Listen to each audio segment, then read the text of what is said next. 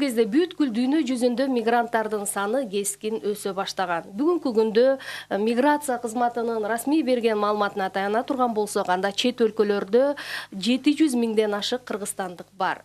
Бейрасмий маалыматтар боюнча чет жерде иштеген кыргызстандыктардын саны 1 миллиондон ашык экендиги айтылып жүрөт. Бүгүнкү күндө ошол эмгек мигранттарынын абалы кандай? Алардын негизги көйгөйлөрү жана чечүү жолдору кайсылар? Дегеле мигрант бүгүн эмнеге муктаж? Ага кандай жардам беришибиз керек деген суроолорго жооп издегени турабыз. Биздин студиябыздын меймандары менен тааныштырып өтөйүн. Алар Кыргыз Республикасынын президентинин алдындагы чет өлкөдөгү мекендештер менен байланышуу кеңешинин мүчөлөрү, Кыргыз Республикасынын жогорку кеңешинин депутаты Аида Касымалиева. Саламатсызбы? Ошондой эле азыр биздин студиябызга келип кошулат Замандаш коомдук фондунун төрагасы Жеңиш Молдакматов. Байланыш номерибиз 680606, мындан тышкары 0552 680606 WhatsApp номерин терип, түз байланышка чыгып, бардык ушул миграция темасына байланышкан суроо же пикирлерди калтырсаңыздар болот. Айдайым, мына сиз ушул мигранттардын көйгөйүн дайыма парламентте такай көтөрүп келе жаткан депутаттардын бирисиз. Ага чейин журналист катары деле бул маселени Орусияда иштеп, жашап жүргөнүңүздө көбүрөөк чагылдырчу элеңиз да. Анан азыр мигранттардын көйгөйүнө мындай мамлекеттин көңүл бөлүүсүндө мындай өзгөрүү барбы, жокпу? Ушул жайда жана мекендештер форуму өтүп, биз бешинчи жолу өтүп аттык эле. Анан бул жолу биз мамлекетке өткөрүп беребиз. Биз Роза Отунбаеванын фонду акыркы жолу өткөрүп атат деп, анан кийин башкы сунушубуз ошол президенттин алдында кеңеш түзүлүш керек деп сунуш бергенбиз. Анан ошол сунуш азыр ишке ашып атат да. Биз баарыбыз ойлойбуз, ошол эле мекендештер менен сүйлөшкөндө, эксперттер менен, саясатчылар менен сүйлөшкөндө, ошол президенттин алдындагы форум, кеңеш абдан мындай бир чоң таасирин берет, бир мындай үмүт жаратты. Ошол президент өзү көзөмөлдөп, кийлигишип, бардык өкмөт тараптан дагы, депутаттар тараптан дагы, анан мекендештерибиз диаспора тараптан дагы бардыгын кошту. Ушул таасир берет, ушул мындай мамлекеттин бир саясатын өзгөрүшү деп санайбыз да. Себеби дегенде буга чейин өкмөттө ушундай кеңеш болгон, бирок ал кеңеш тилекке каршы иштебей келген. Андан сырткары, мисалы үчүн өкмөт, парламент өкмөттү көзөмөлдөйт, өкмөт өзү эле бардык демилгелерди көтөрүп, бардык мындай саясатты жөнгө сала албайт экен да. Ортодо мындай арбитр катары президент болуш керек. Ошондуктан биз мындай чоң үмүт менен биз ал кеңешке дагы мүчөбүз, чоң жумуштарды жасайбыз. Бул кеңеш формалдуу болуп калбаш керек, бир жыйынтыктарга келиш керек деген пикирдебиз да. Көп жылдардан бери мен өзүм Москвада жашабай калдым. Ошол сиз айтканда документалдык тасмаларды тартып, мигранттардын арасында абдан көйгөйлөр көп эле. Бирок улам биздин мекендештер менен жолугабыз. Абал өтө деле өзгөргөн жок, бирок бир тенденция бар. Биз мигранттардын эки көйгөйү бар да. Бул жанагы абдан көйгөйлөрү көп, аялдардын көйгөйү, боюнда бар, бала таштоо, социалдык камсыздоо, медициналык камсыздандыруу, ар кандай көйгөйлөр көп да. Айлыгын ала албай калган, өзүнүн укуктарын билбейт. Эң негизги маселе ошол укуктук маселелер. Бизге юристтер керек дейт. Мындай ара жолдо, көчөдө калып калган мигранттар абдан көп укугу тебеленип. Ошол эле мезгилде бизде бутка туруп, абдан мындай биз инвестор болобуз деген мекендештерибиз көп. Бирок ал жерде дагы бизде көйгөйлөр бар. Мына ушул кеңешти түзүп атканда дагы биз ошону абдан айтканбыз.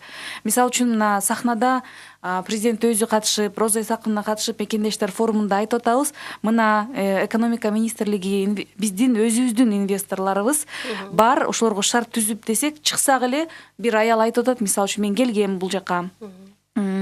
Жогорку трибунадан аябай көп айтылат да, биз силерге жардам беребиз, келгиле мекендештер, мигранттар, инвестицияңарды бизге салгыла дейт дагы. Ал келет ишенип биздин мекендештер. Бирок айылга, районго барганда эле жана аким, укук коргоо органдары, коррупция, сен мага ушунча акчаны бер, электроэнергияга ушунча төлөө, жергиликтүү бир кандайдыр бир криминалдык топтор аларга мүмкүнчүлүк бербейт. Мен канча көрдүм, келишет дагы 5-6 ай иштейт, аябай чарчап, аябай түңүлүп кетип калышат. Мына ошондой көйгөйлөр дагы көп биздечи. Негизи ушул президенттин алдындагы түзүлгөн кеңешчи өзү кандай жумуштарды аткарышы керек? Анткени мына жаңы жылдын алды менен бул жоболорун иштеп чыгып сунуш кылабыз деди эле, бирок аз убакыт калды, азырынча сунуштайлы, коомго ачык эмес да.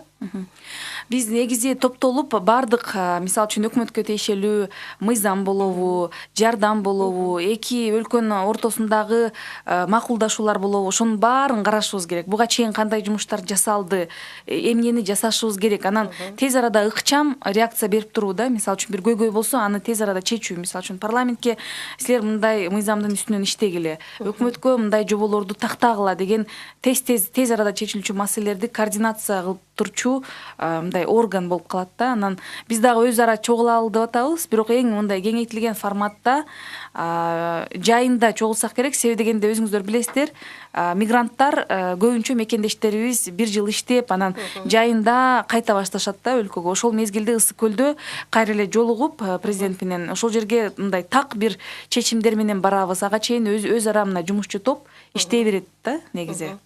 Уланталы программабызды биздин студиябызда меймандар менен сиздерди дагы бир тааныштырып өтөйүн. Алар президенттин алдында чет өлкөдөгү мекендештер менен байланышуу кеңешинин мүчөлөрү, жогорку кеңештин депутаты Аида Касымалиева жана Замандаш коомдук фондунун төрагасы Жеңиш Молдахматов.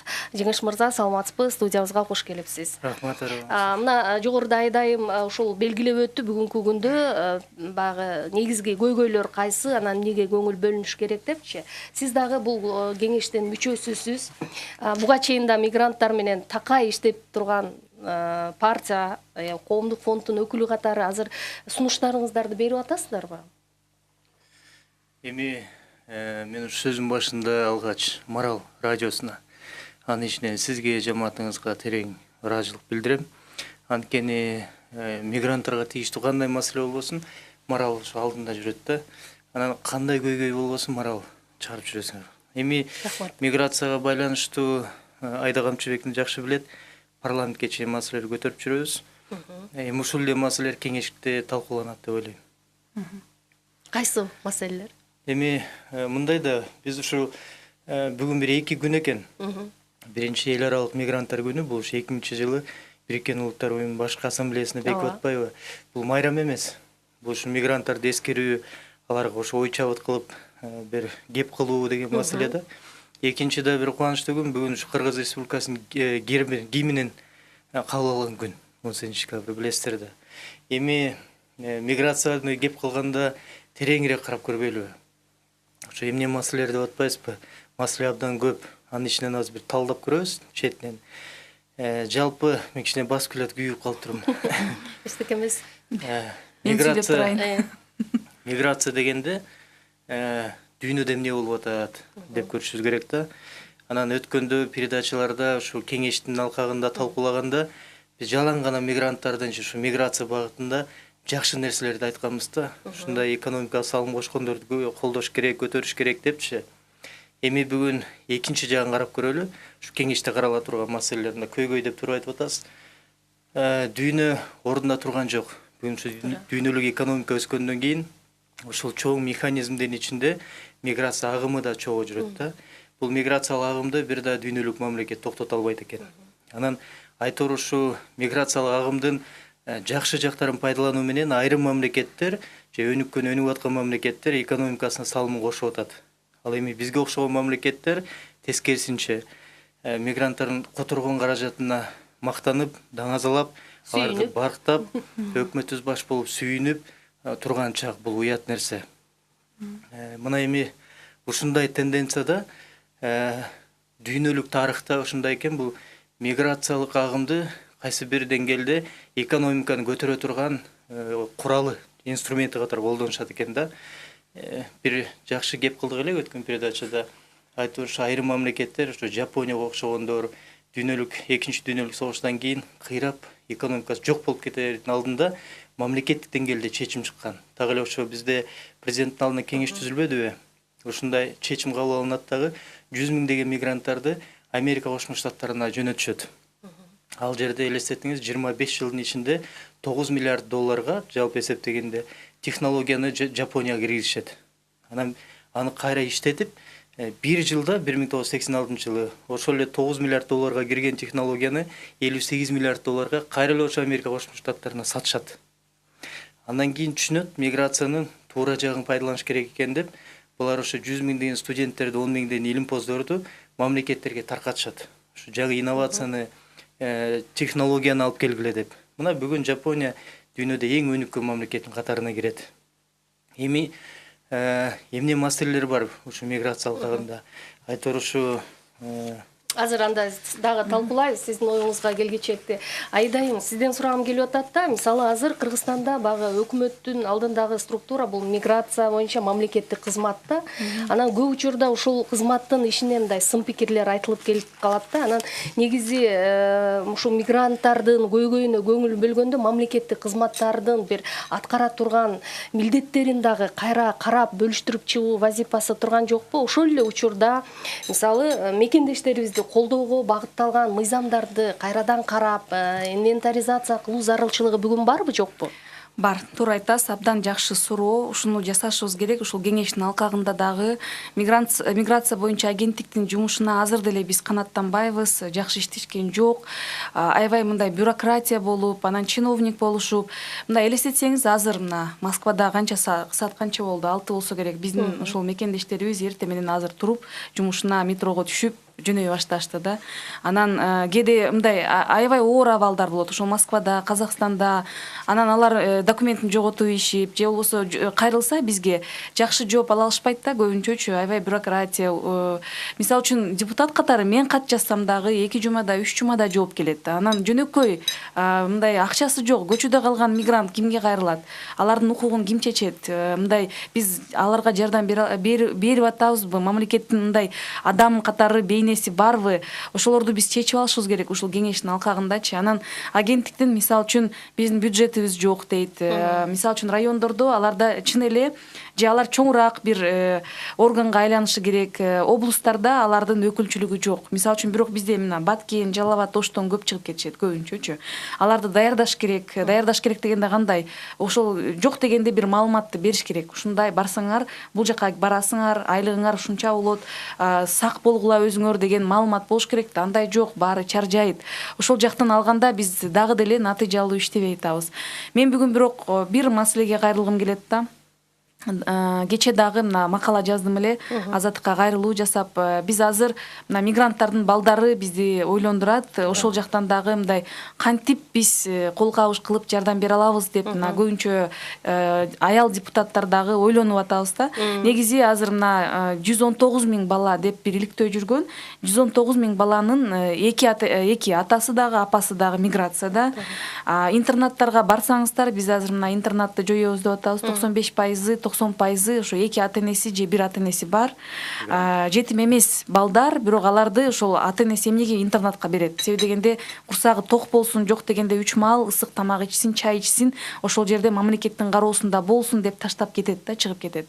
Анан көбүнчө эми тайне, тууган, тайкелеринде калып калса, өзүңүздөр көрүп атасыңар, мына Ысык көлдө жана Мадинанын окуясы болду, колунан гангрена болуп кетти, чоң энеси же тайнеси карап аткан.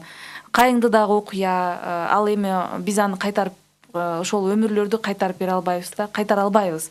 Ошто өткөндө бала бакчага барсак, эми бир бала аябай мындай зээндүү экен да. Тим эле мен президент болом. Ким келди десе, президент келди дейт. Ким келди десе, комиссия келди дейт. Анан аябай жакшы сүйлөп, китеп берип атсам, мага китеп апам окуп бере албайт дейт. Анан көзү начар көрөт дейт. Анан эмнеге апаң окубаса, акеңчи десең, акем миграцияда дейт. Атаңчы десем, атам өлүп калган дейт.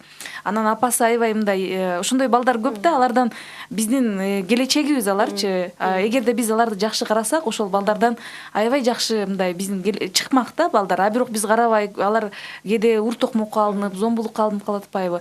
Ошол негизде биз карап чыгып, жок дегенде мына ата-энелердин жоопкерчилигин күчөтүү максатында алар чыгып атканда, ошол эле тайнеси болобу, тайкеси, агасы, иниси болобу таштап атканда, ошо жоопкерчиликти кагаз түрүндө таштап кетсе, опекунство деп коюп атабыз, асыроонун мындай толук варианты эмес. Алар кагаз жүзүндө мен ушул кишиге баламды таштап атам, ал жоопкерчиликти алат деп. Алат 6 ай бою же 1 жыл бою деп туруп, жөлөк пулу деле ошол балага ошол карап аткан ата-эне адамга ыйгарылат да ошол укуктарчы. Ошонткенде биз мындай картинаны көрөбүзбү, кичине жоопкерчилик болобу депчи. Себеби дегенде биз мындай менталитетти өзгөртүшүбүз керек болуп атат. Чыгып атканда жөн эле таштап кетпестен кичине ата-энеси ойлонсун. Кимге калат балам? Ал жоопкерчиликти ким тартат? Мен кимге таштайм? Кимдин алдында жооптуу болом деп. Азыр эми буюм катары таштап кеткендер дагы мындай өнөкөт болуп калды. Бул эми биз ата-энелерди күнөөлөй албайбыз толугу менен. Силер эмнеге кетип атасыңар таштап балдарыңарды депчи.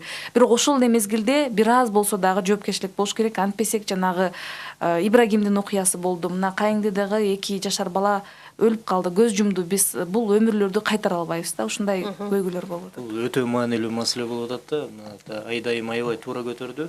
Негизи 2013-жылы ушу миграциялык эл аралык уюмдун башкы директору Уильям Лейси Свинг деген айткан экен. Бул миграцияны мен көп жылдан бери айтып келатам. Бул баягы айтып атат да.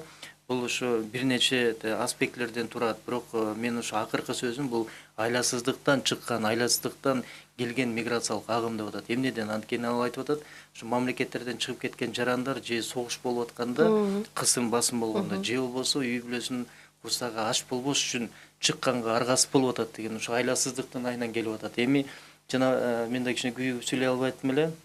Айдайым туура айтты, мен толук кошумчалап коет элем. Миграциянын побочный эффект деп коет, терс таасирлери кандай? Кеңеште ушул маселелер президентти мактап, аны жактап, мына биз ушу кеңешке кирдик деп мактанбастан биз ачык айкын калыстык издеп чындыкты ошол жерден айтышыбыз керек. Ачуу болот чындык. Мына ошол жерден тайманбастан ушун чечимдерди кабыл алышыбыз керек да. Жагабы бирөөгө жакпайбы. Эми мисалы бүгүн ошо Кыргызстанда жалпы 14 жаңылбасам бир 14төй карылар жана балдар үйү болсо, ошонун болгон 5% гана бул толук жетимдер экен. Калганы мына жогоруда айткандай ата-энеси тирүү туруп, бирок жетим калган балдар. Мына эми ошону мамлекеттин карамагына алгандан кийин эми өзүңүз ойлоңузчу, 2 ата-энеси тирүү туруп, баланын курсагы ачка болсо, кийими жыртык болсо, ал билимди албаса, эртеңки күнү ал сөзсүз түрдө мамлекетке таарыныч менен өсөт, ичинде өксүп калат, күп калат. Мына ошондо мамлекетке күйбөйт андай балдар. Мына бул бир маселе. Экинчи маселе, бул дагы чындык, айылдарда каарылар калды жалаң. Жаштар жок, мына өзгөчө айткандай Баткен менен Ошто абдан көп агым кеткен. Көр казганга бала жок да. Жер иштеткенге бала жок. Анан миграциянын эң чоң коркунучу мамлекеттик коопсуздукка шек келтирген. Бул ушу чек арада жайгашкан айылдардан агылып чыгып кеткендер бар, үй бүлөсү менен көчүп кеткендер бар. Билесиздер, дүйнөдө мамлекеттин чек арасын кайтарган бул аскер эмес. Бул ушу жергиликтүү тургундар. Мына ошолордун жери калып атат, үйү калып атат. Айтор ушу тышкы ички миграция өсүүдө. Мына ошол көңүл буруу азыр учуру келди деп эсептейм.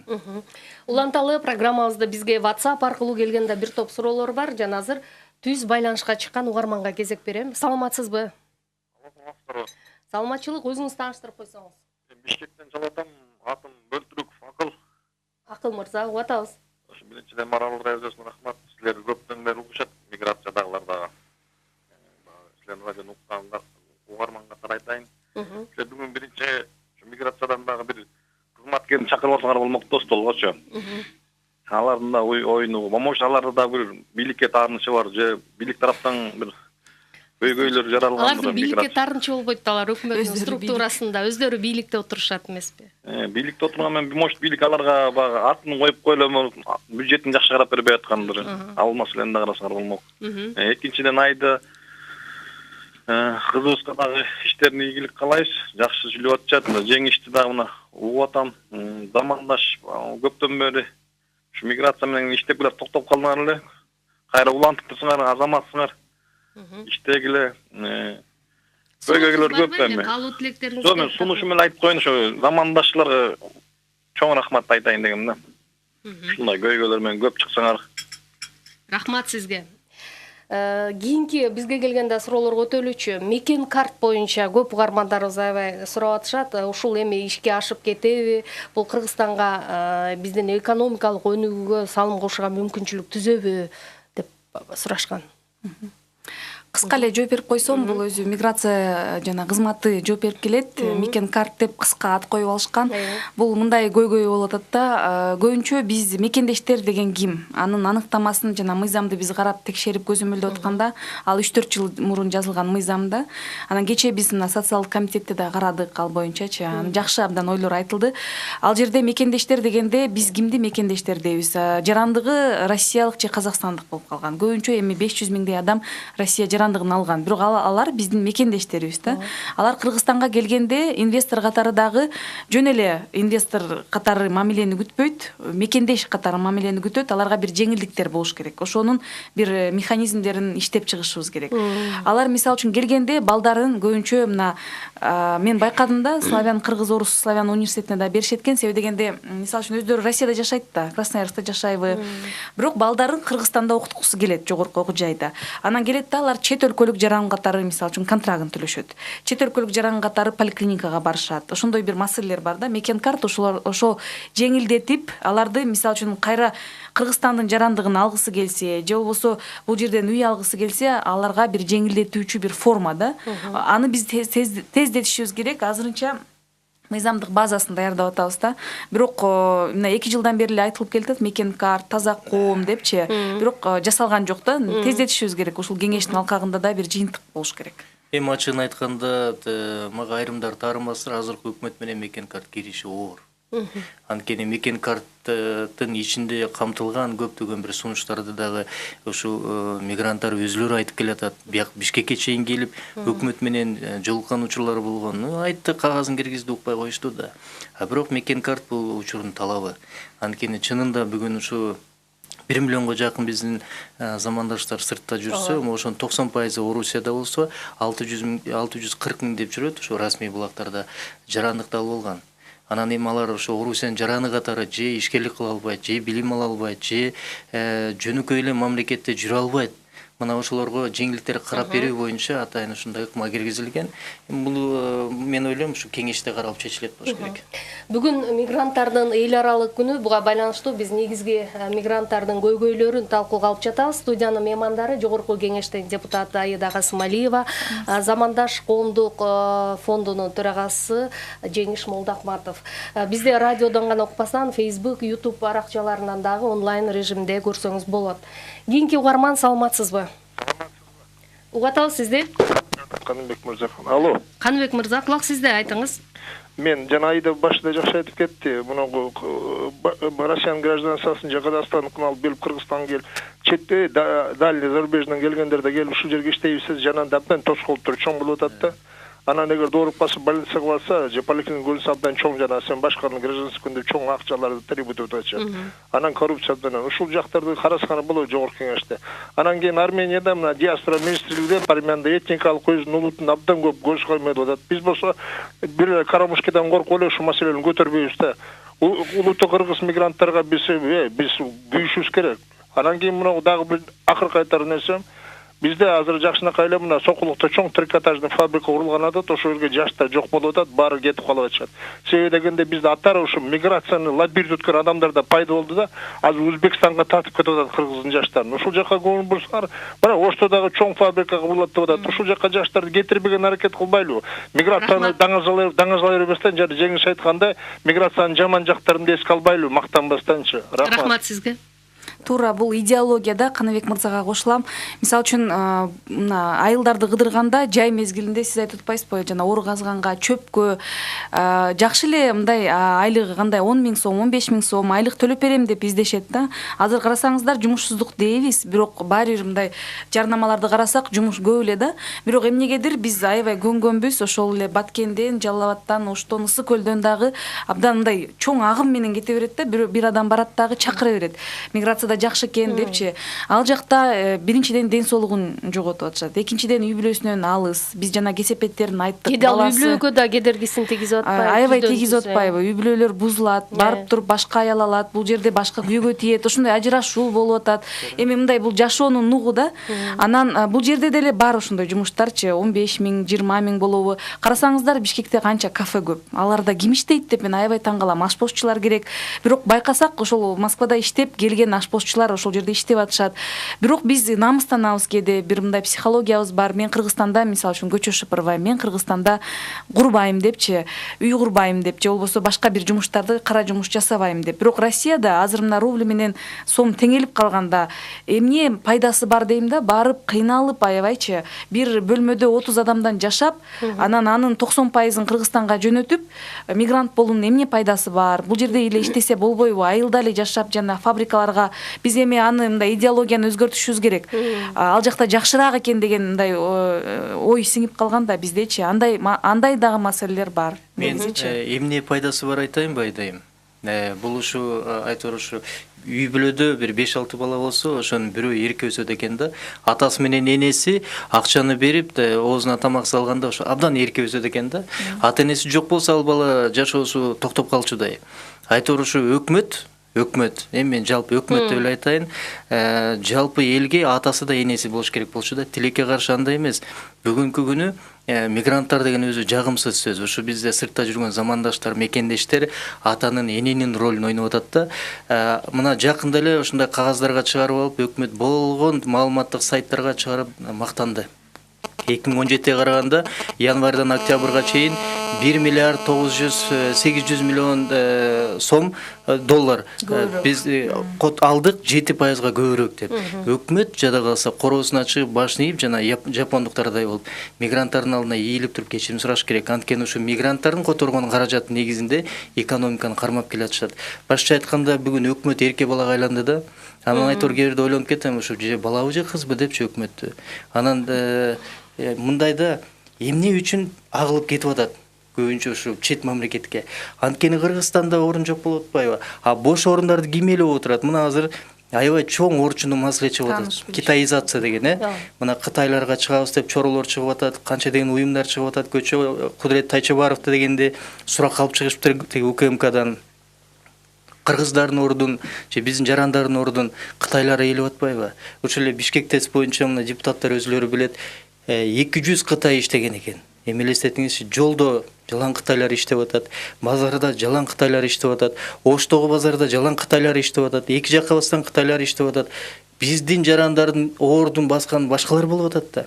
Эми алардын келгени мына ачык эле телефондук звонокторду WhatsApp менен Facebook'тан чыгарып атышат. Паспорттор $15,000, $10,000, $5,000 сатып алып атат дегендер. Мына ушуну жоюп, жумуш ордуларын биздин балдарга бериш керек. Кийинки дагы бир байланышта угарман бар, саламатсызбы? Алло, саламатсызбы? Угатабыз сизди. Менде мындай суроо бар да. Бул Россияга кетип атпайбы биздин жарандар чет өлкөгө? Деги эле ошол мен бир кичинекей бир нерсени айтып келип атат. 2010 жылдары ошол бизден Чернобыль кырсыгы деп бул жактан атайын бир топ Краснодарский крайга атайын 3 автобус кыргыздарды алып кеткен, балдарды, жаш балдарды, 20-25 курактагы. Ошолордун катарында менин байкем дагы кеткен.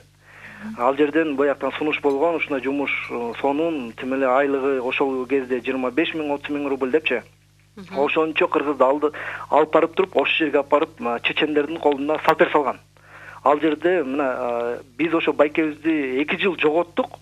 Өзү спортсмен болгондугу үчүн ал жерден качып чыгып, андан кийин 2 бала менен Москвага чейин барып, ошол жерден багы баш паник таап, аякта милицияга чыгып ошондой бир кордуктарды көрүшкөн да. Бул жерде сатып кетмей дагы болуп атпайбы бизде? Ошондой кыргыздарды алып барып туруп сатып кетип атат. Ал байкем айтат, мен көргөн күндү бир дагы кыргыз көрбөсүн дейт. Канча аякта жана чечендер пистолеттер менен, автоматтар менен жүрөт экен ал жерге алып барып. Бул биринчи эме, андан кийин экинчиси бул биздин ошо мигранттардын руханий жагына да көңүл бурсак. Себеби ал жерде Айдеже жакшы айтып кетти, канчалаган үй бүлө бузулуп атат. Канчалаган мынакей барып туруп ал жерден биягына алдайт дагы, тиягынан башка аял алып атпайбы? Үчүнчү маселе бул жаш кыздарды чектөө койсок дейм да. Мисалы мен эле ал жерде факты бар, жаш кыздарды алып кетип туруп тияктан бузган фактылар бар, толтура андайлар. Биз көрүп жүрбөйбүзбү? Андан кийинки маселе ошол элчиликтердин жоопкерчилигин күчөтсөк. Мисалы Москвага барганда мына биз өзүбүздүн башынан айтып берейин, элчилик иштебейт ал жерде. Ноль иштебейт, бир да жардам бербейт. Ачык муну айтыш керек.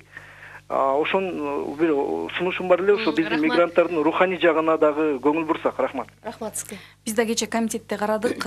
Сагын Келдибаев өзү дагы мына Красноярскта мигрант болуп жүргөн депутат. Анан абдан жакшы бир мындай кандай десем, мигранттардын арасында болуп аткан көйгөйлөрдү абдан ачыктады да. Жөн эле мындай көп жылдардан бери талкуулап келип, анан өзүнүн маанисин жоготкон тенденцияга айлангандай кандайдыр куру сөздөр эмес. Мисалы үчүн жердешчилик дагы бар дейт диаспорада. Диаспорада ынтымак жок дейт. Мисалы үчүнчү ким лидер болот деп аябай мындай саясат анан талаш. Андан сырткары ошол эле биздин жарандар өзүбүздүн мекендештерибизди алдаган учурлар, кылмыш иштери, бизде ал жакта жанагы ички иштер министрлигинин өкүлү бар. Эмне себептен ал мындай натыйжалуу иштей албай атат, алдап кетет, жанагы рекет деп коет, ошондой маселелерди көтөрдү да, туура айтат. Анан айымдардын чектөөсү боюнча буга чейин дагы ошондой демилге көтөрүлбөдүбү? Бул эми конституцияга каршы келет да. Биз кантип жеңе алабыз, кантип түшүндүрүү иштери менен да, бул түшүндүрүп, ошол эле телеканалдардан, радиодон айтышыбыз керек. Ата-энелер жанагы балдарды эмне себептен опекунство оформлять эткиле деп атабыз. Ошол маселеде кыздар эми 15-16 жашта эле 9-классты бүткөндө эле көбү мигрант Москвага жөнөйбүз дейт. Албетте бул мындай упурталдуу, ата-энеси дагы ойлонуп коюш керек да, кызымды каерда жөнөтүп атам депчи. Мен канча талкаланган тагдырларды көрдүм. Аябай чын эле зээнин кейит. Мисалы үчүн бала таштоо дагы деле жок. Ошол эле Россиядан эң ден соолугу жакшы балдарды асырап алып атышат россиялыктар. Оорулуу, майыптуулугу бар балдар биздин кайра балдар үйүнө келип атат Кыргызстангачы. Барып көрсөңүздөр, балдар үйүнө келген балдар, Россиядан келген кандай балдар келет? Көбүнчө оорукчан балдар келип атат. Алар же алгыс күйөөгө тие албай калып, мен боюмдан алдырам деген бир дарыларды ичкен, же ооруган, же болбосо жана базарда кечке турган, ден соолугу начар, анан ден соолугу начар бала төрөлөт, аны таштайт. Жакында эле мага мына WhatsApp'тан бирөө баламды роддом төрөптүр, абдан сонун бала, мындай сонун бала. Мен баламды бирөөгө берет элем дейт. Нотариалдык түрдө баласы жок болсо асырап алышсын депчи, алгыс 3 күн күттү, кайрылды. Ошол баланы таштап кетти анан Россиянын бир роддомуна. Күнүгө ошондой окуялар, канчалаган окуялар болуп атат. Эми абдан мындай оор кырдаал да. Ошол жерде биз диаспораларда дагы чын эле элчиликте да диаспораларда күчөтүшүбүз керек. Ошол түшүндүрүү иштерин дагы айымдардын арасында, бул бардык мындай мамлекеттин иши да, булчу саясаты. Эми бир калыстык үчүн айталы, бул боюнча айтор ошо бир чындыкты айтсаң жаманда көрүнөсүң да. Россиядагы элчилик боюнча ала турган болсок, Россиянын өзүндө эле бир бейрасмий 800 миңден 1 миллионго жакын элибиз жүрөт. Элчиликте болгон 3 эле юрист иштейт. Алар жетишпейт.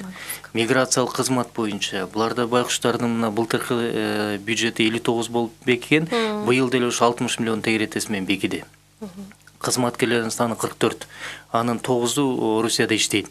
Булар физикалык жактан дагы, каражат жагынан да жетишпейт. Ошон үчүн кеңеште карала турган эң орчундуу приоритеттүү максат, багыт бул ушу миграциялык кызматтын штаттык эмес бирдиктерин ушу Орусияда биздин мекендештер көп жерлерде көбөйтүү санын.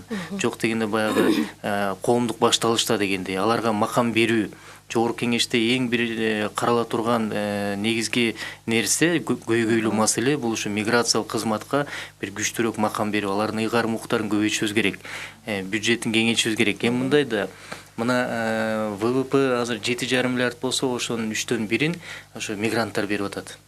Былтыр эле 2,5 которду, мына быйыл азыр 2 миллиарддан ашык которуп коюшту. Мына ушул акчаны которгондо экономиканын 3төн 1-ин кармап берип аткандан кийин буларга абдан чоң көзөмөл болуш керек. Жана мамлекеттик тарабынан мындай көз караш, мамлекеттик саясат өзгөрүш керек. Бизге бир топ билдирүүлөр келип түштү да. Мен ошол Орусияда, башка өлкөлөрдөгү мигранттардын билдирмелерин окуйунчу. Саламатсыздарбы дейт. Бүгүн жакшы сөз кылып жатасыздар. Мен да мигрантмын, Москвадамын дейт. Жогоруда эже айтып кеткенде, азыр жумуштабыз. Эми айта берсең толтура көйгөй. Мен бир эле окуямды айтып берейин. Менин келинчегим менен уулум Кыргызстанда болчу. Аларды чакырыш үчүн менин атымдан ишеним кат беришим керек экен. Анан элчиликке барып ушундай ишеним кат жазып бериңиз десем, 3,5 миң сурашкан. Ушул жагы бекер болушу керек беле? Жок дегенде арзаныраак болсо жакшы болмок. Бул көйгөй баарында бар дейт. Эми бизде көнүп калганбыз да, азыр кичинекей кагаз чыгарсаң эле акча сурайт. анан көз көрбөгөн кулак укпайт деп көп нерсени баалай ишет да. А эгерде жөнөкөй чакыруу болсо ал эч бааланбаш керек. Анан биз мына азыр айтып атпайбызбы, жанагы жаңы технологияны киргизип, таза коом деген, жаңы доор деген айланайын не деген гана программалар чыккан жок. Ошонун баарын цифровизация өткөрүп кое турган болсок, эч бир акча талап кылынбайт. Бул эң жөнөкөй нерсе да. Мына ошон үчүн айтам, мунун баары бекер болуш керек. Эми ошол жерде жүргөн бөтөн жерде иштеп атканга мамлекет кантип кол сунуп жардам бербейт? Эми жөнөкөй кагаз болуп атпайбы? Мен Жеңиш мырзанын оюна кошулам. Жанагы биз эмне себептен мына 2 миллиард деп атабыз жылына. Бирок биз мындай ойго да келишибиз керек да. Биз мындай бечара байкуш болуп эле аргасынан кетип атышат. Ооба, биз мына Россияга рахмат айтабыз, биздин мигранттарды батырып деп келе атпайбызбы? Бирок мындай караганда бул эмгекке жарамдуу, биздин эң пассионарный деп коет, аябай мындай кыйындарыбыз кетет дагы. Бул 20 жаштан 45 жашка чейин иштей турган, экономиканы көтөрө турган. Эми бизде ушундай кырдаал болуп алар кетип атат, бирок алар башка өлкөнүн экономикасын көтөрүп атышат. Аны дагы биз өзүбүздүн баабызды билишибиз керек. Эгерде ушул кырдаал менен кете турган болсо, анда бул өлкөнүн баягы демографиялык, экономикалык өсүшүнө таасир тийгизиши мүмкүн экен да, анда. Толук биз мындай карасак, биз көнүп калганбыз го, биз жаш өлкөбүз, жанагы балдар көп төрөлгөн өлкө депчи. Бирок азыр статистиканы карасак, бизде 30-жылы жанагы пенсионерлер абдан көп болот, а бала төрөө азайып атат. Ал жагында биз карашыбыз керек. Жана руханий жак дегенде мен бир нерсени ойдон чыгарып калыпмын. Бул биздин балдар, кийинки муун, ошол мекендештерибиздин балдары кыргыз тилин билишеби, кыргызга күйүмдүү болобу, алар патриотпу, Кыргызстанды мекеним деп эсептешеби, кызыгуу болобу? Алар мисалы үчүн акчасын жөнөтпөй калышы мүмкүн. Себеби дегенде азыркы муун, алардын ата-энеси бул жерде, тууган туушкан айылда. Алар ай сайын акча жөнөтүп, ушул жака келип, жыл сайын балдарын да алып келип турушат. Бирок кийинки алардын муун, алар Россиянын жараны болуп калышты. Мен россиялыкмын, мен кыргызмын деп айта алышабы? Ошол көйгөйлөр турат бизде, Кыргызда. Бир нерсени айдайым туура айтты да. Мына азыр үчөөбүз ушул залда отуруп талкуулап, жылуу бөлмөдө жылуу чай ичип отурганда, азыр Казакстандын кайсы бир айылында ушу биздин Кыргызстандын жараны кулчулукта жүрөт, бирөөнүн малын багып. Биз ушул жерде сүйлөшүп талкуулап атканда, бирөө моргто жатат, бирөө ооруп жатат, бирөө тиги дагы бир жерден кыйналып турган учуру. Мындай учурлар абдан көп да, абдан көп. Эми жана калктын саны боюнча айтпадыкпы? Эгерде Кыргызстанда бүгүнкү эртең мененки санга алсак, 6.284.000 адам деп мына берилди эртең менен статкомдон. Эми ошонун ичинен 600.000 пенсионер экен, 120.000 майып экен. Ошонун 1,5 миллиону бул эмгекке жарамдуу калк деп эсептелинет. Ошол 1,5 миллиондун 1 миллиондон ашык чыгып кетти. Ушул 1 миллиондон ашайын, 1 миллион дейли, 1 миллиондун 70% бул жаштар түзөт экен. Жана айткандай 17 жаштан 37 жашка чейин деп бир чек алсак. Эми ушул чыгып кеткен жаштардын 70-80% билим алган жок да. Мына ушул жаштардын 70-80% билим албаса, алардын дагы 50%-ы бул ошо иптеп жан өрөп теги турмушун куруп келаткандар. Мына ушул чоң көйгөй. Биз жана трагедия деген ушул да. Мисалы үчүн азыр ар бир айылга барсаңыз орус класс ачып бергиле дейт. Баары эле миграцияга ыктап, анан биз жанагы кесиптик техникалык окуу жайлар бар го. 9 класска чейин канча акча кетет? Мына АБРден биз канча грант алдык, аларды жакшыртабыз деп. 9 класска чейин кесип беребиз, окутабыз, чокутабыз, анан баарын даярдап туруп, даяр адистерди ошол чет өлкөгө жөнөтүп атабыз да. Эми алар албетте жана акчасын жөнөтөт, үй бүлөсүн багып атат. Жок дегенде ар бир үй бүлөдөн бир мигрант бар дагы делечи. Бирок биз ошого эле сүйүнүп атабыз да, алар Кыргызстанда калып экономикабызды көтөргөндө андан да чоң эффект болмок, натыйжа болмок негизичи. Эми биз айтор ушу миграцияны эртеден талкуулап, жалаң көйгөйлөрүн айттык да, анан угуучулар да айтышы мүмкүн мындай көйгөйлөрдү. Ооба, азыр сиз ал жаатына да токтололук, байланышта угарман күтүп жаткан экен. Угуп коелучу. Саламатсызбы? Саламатсызбы. Угатабыз, сизде катуураак сүйлөсөңүз. Мындай бир сунуштарым бар эле да, жана алыстан чыгып аткан окшойт. Кайрадан катуураак сүйлөсөңүз. Мындай сунуштарым бар эле. Жана ошо студиядагы байкебиз айтып кеткендей, азыр мигранттардын көйгөйүнүн бири чет өлкөлүк мигранттар бизде өтө көп да. Мисалга кара жумуш иштегенде, жол жасагандар, жен казгандардын Кайра бизден номерди териңиз, алыстан чыгып аткан окшойт. Ушул жакта чет өлкөдөн келген мигранттардын дагы биринен суроосун берип өтөйүнчү. Мигранттардын көйгөйүнө дейт, чет өлкөдө жашагандарга дейт, бир жеңилдиктер дагы каралса жакшы болот эле. Бийлик ошого көңүл бөлүш керек, анан кеңешке дагы ушул сунушту айтсаңыздар деп кайрылышууда. Туура, эми кеңеште талкуулана турган маселелер абдан көп болот. Анан кеңештин өзгөчөлүгү эмнеде? Анан бул кеңеш эмнеге иштеп кетет деп биз ишенип атабыз. Анткени буга чейин өкмөттүн алдында түркүн кеңештер түзүлгөн, бирок ишке ашкан эмес жана аягына чыккан эмес. Эмнеге? Эң жөнөкөй. Анткени мына 27 жылдан бери бүгүн 30-чу премьер иштеп атат. Башкача айтканда, ар бир премьердин алдына кеңеш түзүлсө, жаңы премьер келген менен ал иш жабылып турган да. Ал эми президенттин алдына түзүлгөн кеңештин жакшы жери, бул президент конституцияда кепилдик сыяктуу эле мунун тышкы саясатта конституцияда бекиген 65-64 беренеде так жазылгандай тышкы саясатты жүргүзөт деп турбайбы? Ыйгар муктарына, милдеттерине да кире турган чоң кепилдиктер бар. Мына президент бул бир экинчи 6 жылдык мөөнөт менен иштейт. Анан президенттин чыгарган жарылыктары жана буйруктары кынтыксыз өкмөт жана парламент тарабынан аткарыла турган нерселер бар. Мына ошону биз колдонушубуз керек. 5 жылдык мөөнөтүбүз калды. 5 жылдыкта ошо кеңештин мүчөлөрү ушуну бир аткарууга далалат кылыш керек. Анан кеңештин ичинде туура маселени көтөрдүңүз. Бул ар кайсы мамлекеттердеги кыргыз диаспораларынын өкүлдөрү кирди да.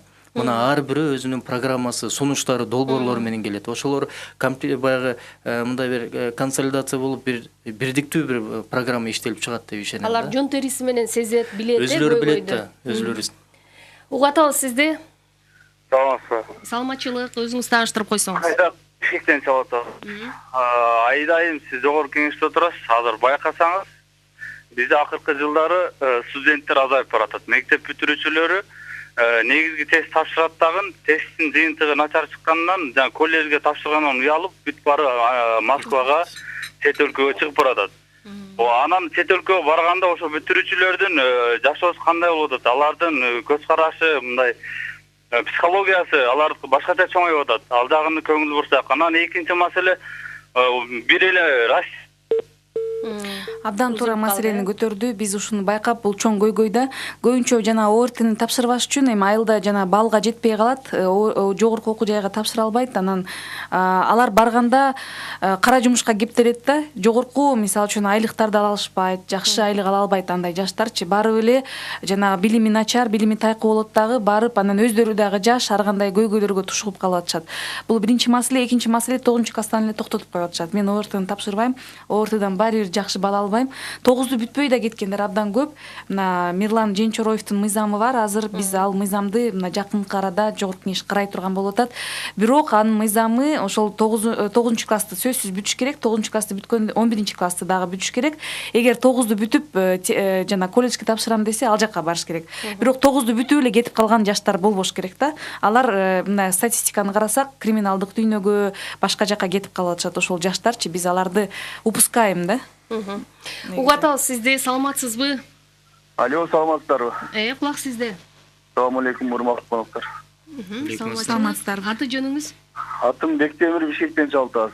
Жакшы, угатабыз сизди. Биз деле айылда чоңойгонбуз, могу миграция боюнча сүйлөйлү дегенбиз да.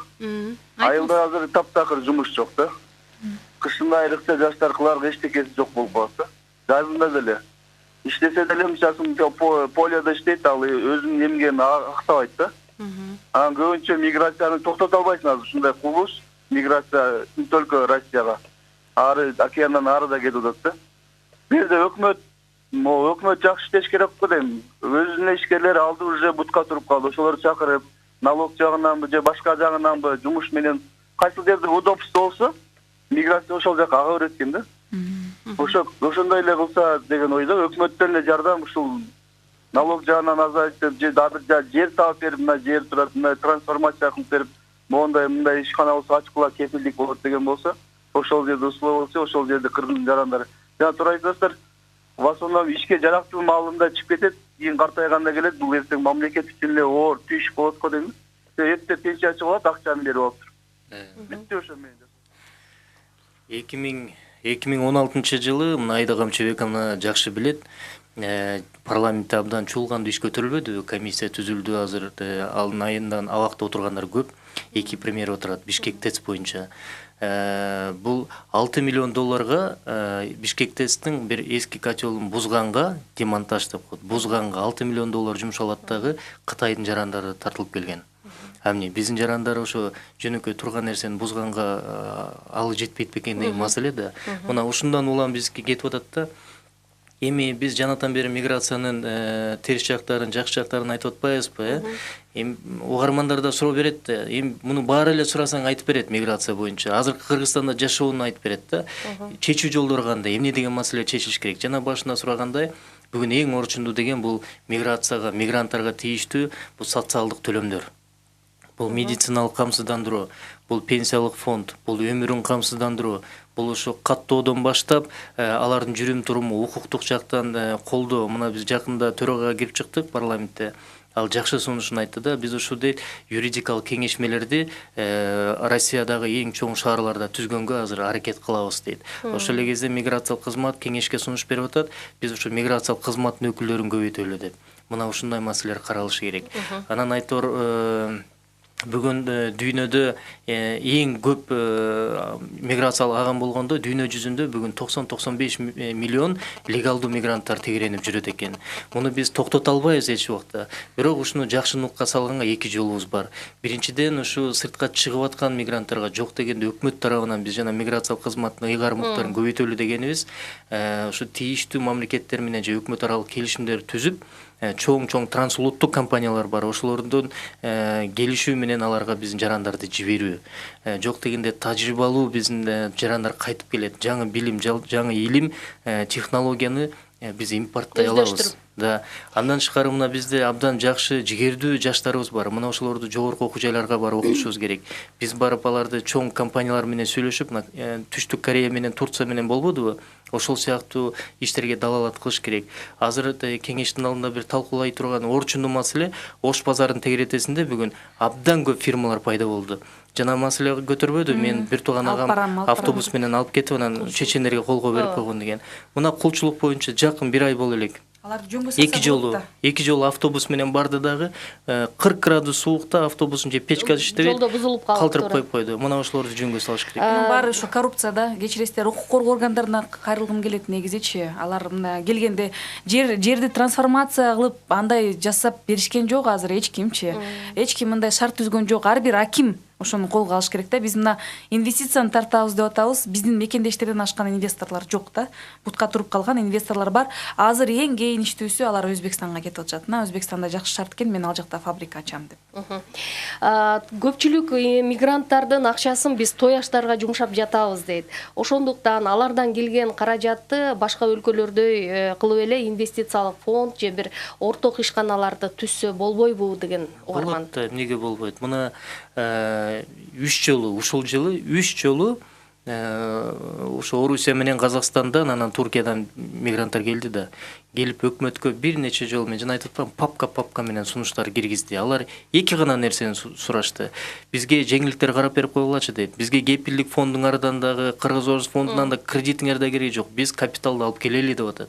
Ишкананы салып берели, болгону фискалдык текшерүүнү алгыла, салыктарды жөнгө салып бергиле. Анан бизди текшертпейли, жөн эле коюп койгулачы жайыбызга дейт. Жерибизди бөлүп бергиле, трансформация кылып бергиле, болду.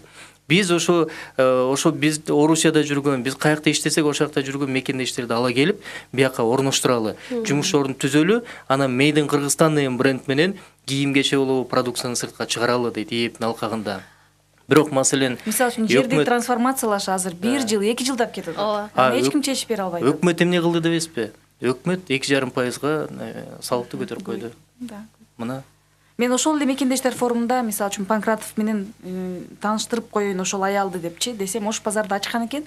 Ага жана криминалдык топту атпайбы, коррупция барып куркутат. Бир бизнесиңди алып кетебиз дейт. Жана укук коргоо органдары келип текшерет. кечке текшере бергенде адам жабат дагы кетет да. Ушундай маселелер бар. Демек эми азыр буюрса бул кеңештин жоболорун иштеп чыкканда баягы 42 курамы 42 мүчөдөн турат экен. Ар бириңиздер ушул сунуштарды айтып, анан бери иштиктүү бир жыйынтык чыгат деп күтүп туралык. Башка айла жок болуп атпайбы? Азыр эгерде өкмөт ошол берген сунуштарды ишке ашыра албай жатса, парламент аны кээде көзөмөлдүк алууда мүмкүн чабалдык кылып атса, кандай жыйынтык? Жок, бул жакшы нерсе болду да. Анткени биз жана жогоруда мисал кылбадыкпы? Жапония, Түштүк Корея, өнүгүп аткан Индонезия жана башкаларда. Аларда ошо миграциялык агымды туура пайдаланган кесепети да ошо экономикасына таасир этти.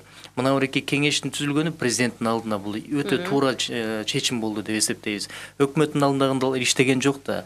Эми маселен ушул кеңешке киргенде ар бир мүчө, бул президенттен эмес, кеңешке кирген ар бир мүчөдөн чоң жоопкерчилик турат, чоң милдет турат. Ушу сиз атаган 42 адам азыр миллиондогон биздин мекендештердин тагдырына көз чаптырып, анан ошону чечим кабыл алышыбыз керек.